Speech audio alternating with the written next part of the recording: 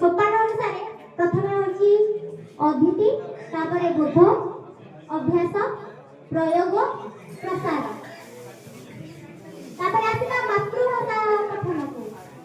मातृभाषा पठन प्रथम होची त्रिभाषी शिक्षण। प्रथम हला R1 जहाँ की होची मातृभाषा बा घर भाषा, R2 संस्कृत बा हिंदी, इंग्रजी और अन्य आंचलिक भाषा, R3 प्रथम द्वितीय भाषा व्यतीत जे कोनसी भाषा। तापरे हमर प्रस्तुति स्तर रे R1 R2 जणे शिखिबो।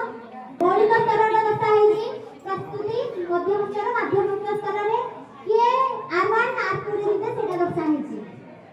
तापरे भाषा शिक्षण रे मुख्य दिग गोटे दर्शा हेछि मौखिक भाषा विकास, ध्वनि सचेतनता, डिकोडिंग, शब्द भंडार अभिवृद्धि, पठन बोधगम्यता, धारा प्रवाह पठन, छपा लेखार धारणा, लिखन, पठन अभ्यासर विकास।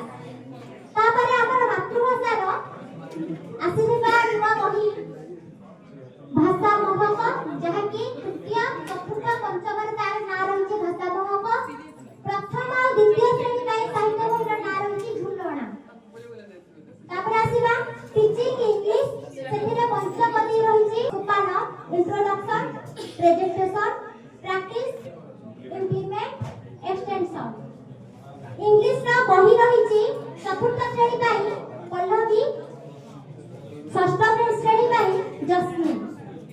तापर आसीबा गणित शिक्षणर मुख्य दिग, प्राक गाणितिक धारणा, संस्थान गाणितिक प्रक्रिया, माप, आकृति और स्थानिक बोधगम्यता, संरचना। तापरे कला शिक्षा। कला शिक्षा को तीन भाग में विभक्त करा जायछि, दृश्य कला, प्रदर्शन कला, साहित्य और भाषा कला। दृश्य कला रे जेमति भास्कर, पट्टचित्र, झोटी। प्रदर्शन कला रे गीत, बाजा बजाइबा, नृत्य, नाटक। साहित्य और भाषा कला रे हमर रहिछि कविता, गप, नूतन बही। षष्ठ श्रेणी पाई रहिछि कलाकुंज, तृतीय श्रेणी पाई रहिछि इंद्रधनु, पंचम श्रेणी पाई रहिछि नवरस।